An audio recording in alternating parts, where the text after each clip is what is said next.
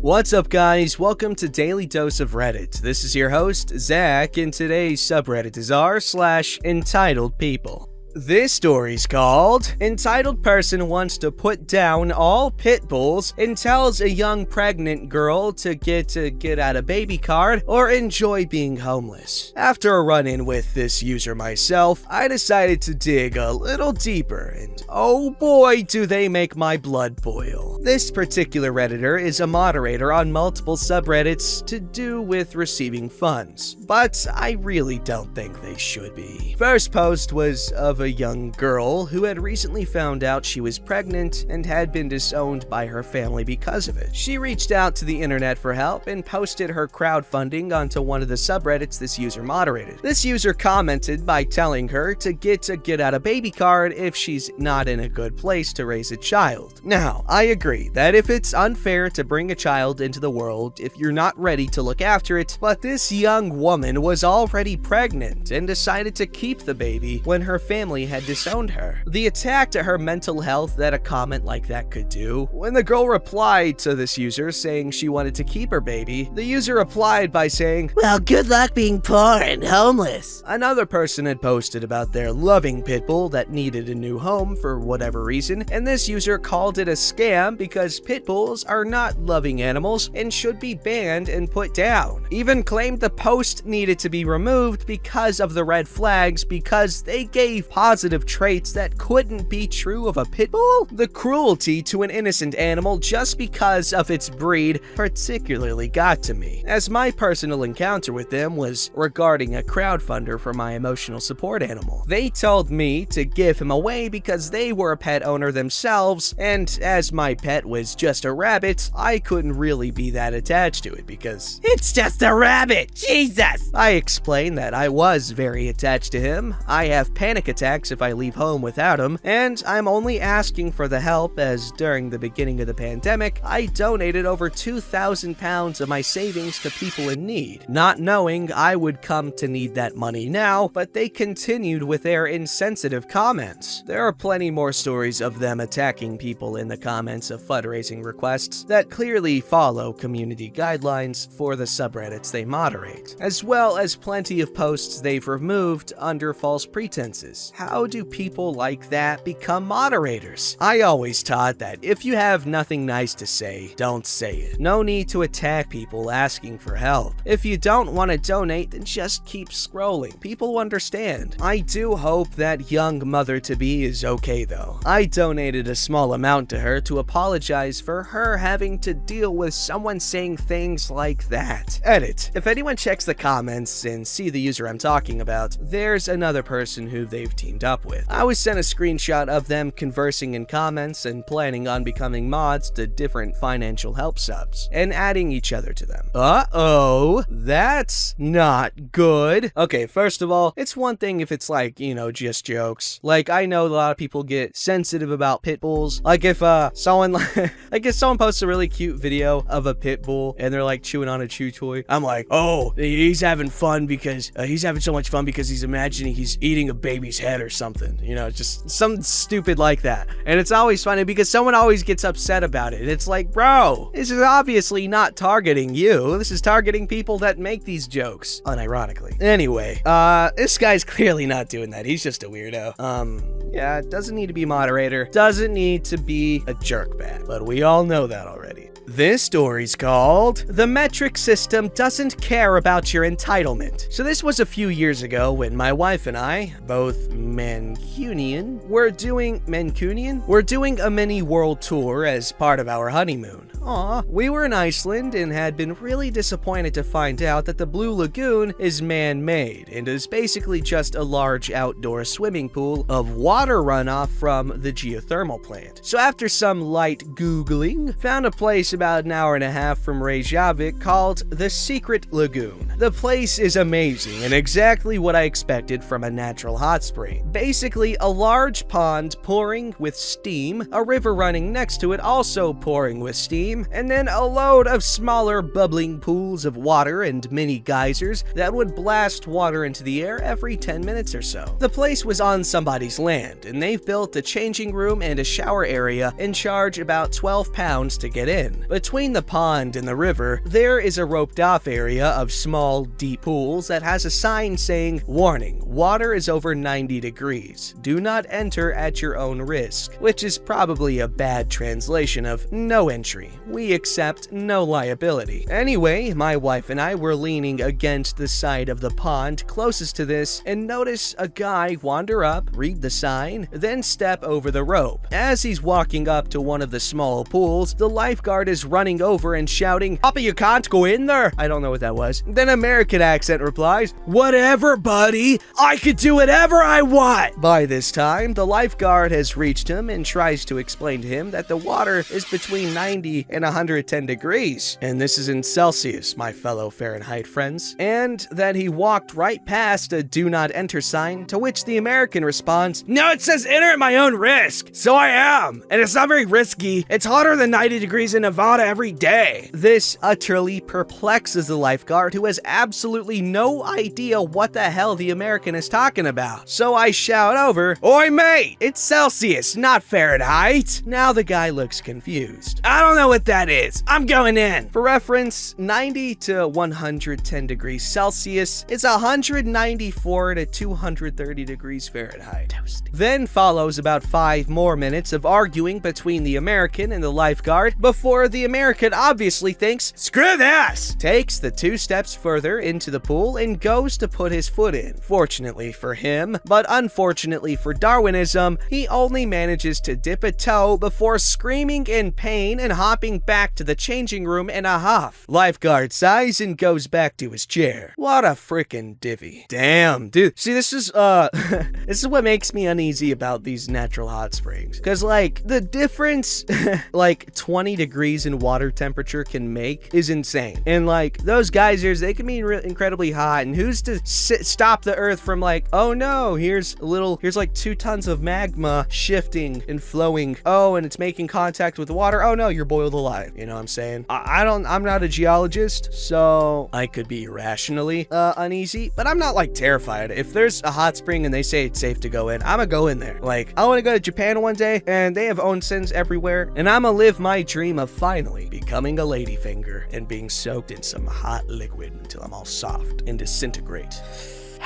This story's called "Babysitter Was Convinced There Was Something Wrong With Me and Took Me to a Hospital Without Notifying My Mother." This happened when I was about 4 years old or so. And sadly, I don't remember it personally, but my mom told me the story many times in rants when I was a kid. Here's what I remember. For context, I have high-functioning autism. So as a child, I was, how we say, quirky. At the time, my mom was not only working a minimum wage job, but was also putting herself through college. So she frequently needed a babysitter for me and my older sister. One day, she had to hire a new one, and I was left with, let's call her Brittany. Brittany was a young and attractive girl, around 18 to 20, I think, and she seemed very nice to my mom. But after her babysitting me for just a few hours, she was convinced that there was something seriously wrong with me. So she put me in her car and took me to the hospital without notifying anyone. My sister was at school, so we were the only ones in the house. While at the hospital, I don't know if Brittany pretended to be my mother or a concerned relative or something, but she managed to convince the doctors and nurses that she was right in thinking I was in serious need of some immediate mental help. Finally, my mom was notified while she was at work. This was about 1990, before most people had cell phones. She got a call on the company's landline because one smart doctor there realized Brittany was not related to me, or even knew much about me for that matter, and they made her reluctantly cough up my mom's contact info. To say my mom was furious was an understatement. The ground shook as she stormed into the hospital and demanded to know where where I was. When she got to the room they were keeping me in, I had wires and electrodes hooked all over my head. She said I looked like something out of a horror movie. She immediately told them to cease what they were doing. Then she fired Brittany on the spot despite her crazy protests and calling my mother a bad mom. The doctors determined Brittany was full of hot air as well after examining me, and she was left on the hook for the bill of the hospital's time. After that, my mom started having my great-grandparents babysit me instead, and we moved in with them not long after. I honestly didn't expect this story to have blown up the way it has. I know this story sounds fake to many, and that my referring to the babysitter as Brittany wasn't a good idea, and this might not have been the right sub to post the story in. But I had no idea where else to post it. But this did happen, and honestly, I wish it didn't because it actually traumatized my mother a bit. She couldn't get the image of what happened out of her head for years. I had to comfort her many times as a child when the story was brought up. She blamed herself for leaving me with that person. And while this was before cell phones were common, my mom was easily reached via landline at her work. Brittany had access to a phone in the house we lived in at the time, and my mom was easily reached at work. The doctors had no problem getting a hold of her once they actually had her name and number. The doctors also had to apologize profusely to my mother for believing Brittany because they had doubts after initially checking me out. But she lied to them and was adamant something was very seriously wrong with me. I was fully capable of speech at the time, and diagnoses for autism in 1990 weren't so readily handed out as they were just a few years later. I wasn't diagnosed with Asperger's till I was 12 or 13, and before that, doctors just gave me a small examination and decided to pump me full of Ritalin from the time I was 6 or 7 till I was 15. I didn't get any real mental improvement till I was fully off the medication, as it left me depressed and unable to focus on more than one thing at a time. Also, yes, it does seem over the top. Brittany was stuck with the bill, but I think for her that was better than being arrested. Plus, people in those situations can often be billed for wasting the time of police or doctors. So I'll end with this. Believe what you want, but this did happen.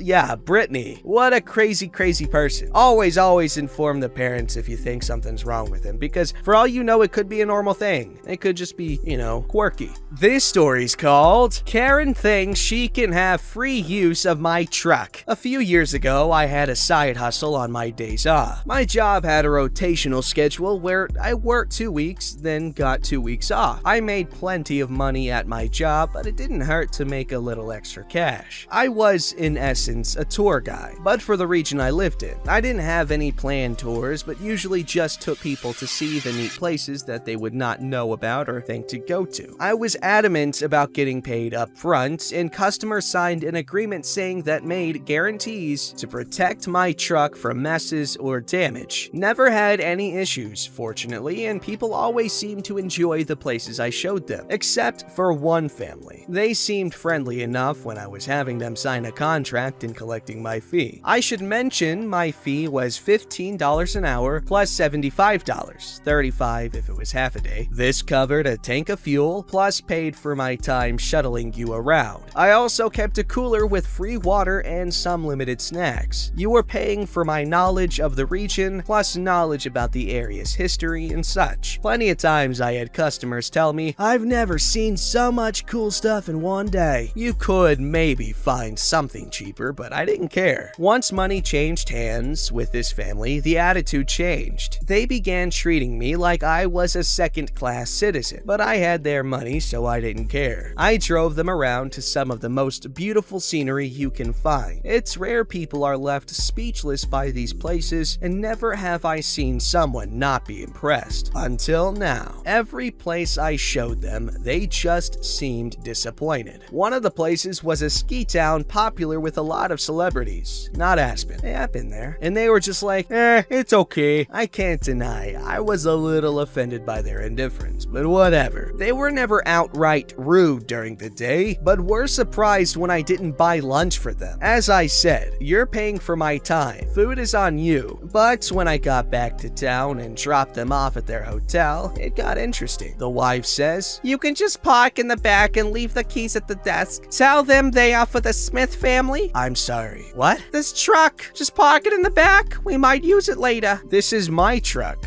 I'm not leaving it here. That's not part of the deal. Oh, please. There's no way you can own a vehicle like this. It obviously belongs to your company. I do this job self-employed on my days off from my regular job. I assure you, this is my truck. I can show you my name on the title. Young man, I had just turned 30. if you don't do as you're told, I will be forced to call your boss. You mean me? I am my boss. Okay, smartass. Get your boss on the phone right now. I thought about just driving off. It's 8 p.m., but then had a better idea. I called my supervisor at my real job. We'll call him Dan. Dan had been in the oil field for 14 years and could be quite the cusser. Good supervisor, he knew what I did on my days off and even sent people my way a few times. He answered and I just said, one of my clients is demanding to speak with my boss. So here she is, and handed her my phone. Wife, sounding smug. I tried to tell your driver to leave the truck here so we could use it,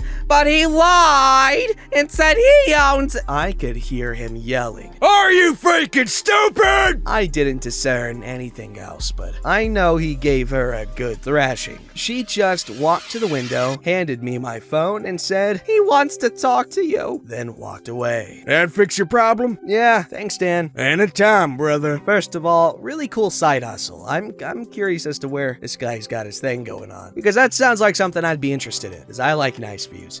Second, that's a really creative idea for a side hustle, and honestly, it's something I thought about doing too, but sadly, I've never lived in an area long enough to know it like that. This story's called Entitled Guy Tells Me to Shut Up Because I'm a Female. We had to organize a board games night with some friends. I knew less than half of the people who were there, but it was a chill mood. We all got something to eat and drink. After the meal, we started playing a game in which trading is a very important part. The game is called Catan. I've always wanted to play that. As we had too many to play, we made teams of 2, and my team was made of the only females present that day, me and a friend. We start playing, and the Entitled Guy's team is really slow to play, which annoys everyone. We start putting timers so they don't spend more than 7 minutes playing their turn, but they just ignore when the time is up. I start telling them to hurry and that it makes the game no fun, but of course they don't listen. I still think it annoyed them a bit. We keep playing like that until my team starts being ahead of everyone and starts winning the game. Then comes the trading part of the Entitled Guy's team, and the 2 other teams start trading. I then say that I'll accept the trade, which the other team didn't want to, and the Entitled Guy's team was trying to convince the other team. And he tells me to shut up because the men are talking. He then used this sentence every time I was trying to trade, as he saw that I found it really disrespectful. He then proceeded to lose the game, and I proceeded to win it. Hell yeah, girl power, what?